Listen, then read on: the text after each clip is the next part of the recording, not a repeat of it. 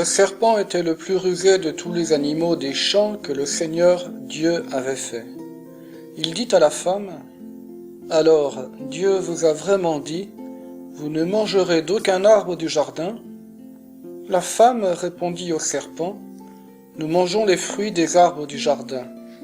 Mais pour le fruit de l'arbre qui est au milieu du jardin, Dieu a dit, vous n'en mangerez pas, vous n'y toucherez pas, sinon vous mourrez. » Le serpent dit à la femme, « Pas du tout, vous ne mourrez pas, mais Dieu sait que le jour où vous en mangerez, vos yeux s'ouvriront et vous serez comme des dieux, connaissant le bien et le mal. » La femme s'aperçut que le fruit de l'arbre devait être savoureux, qu'il était agréable à regarder, et qu'il était désirable, cet arbre, puisqu'il donnait l'intelligence.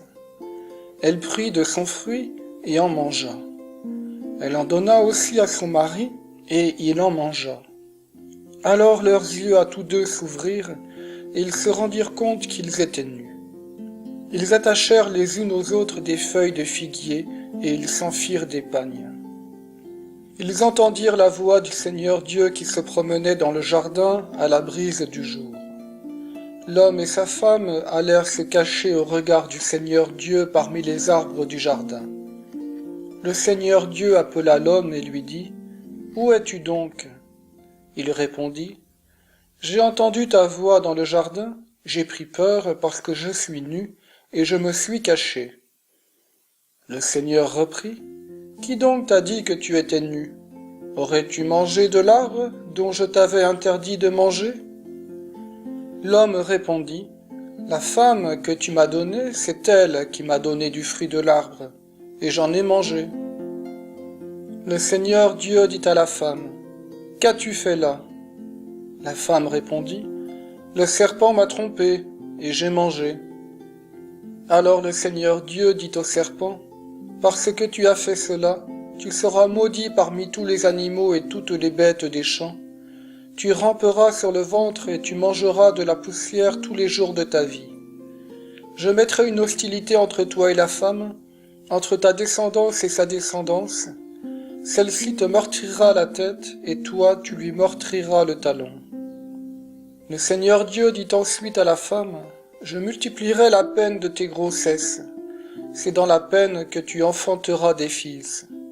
Ton désir te portera vers ton mari, et celui-ci dominera sur toi. » Il dit enfin à l'homme, « Parce que tu as écouté la voix de ta femme, et que tu as mangé le fruit de l'arbre que je t'avais interdit de manger, maudit soit le sol à cause de toi.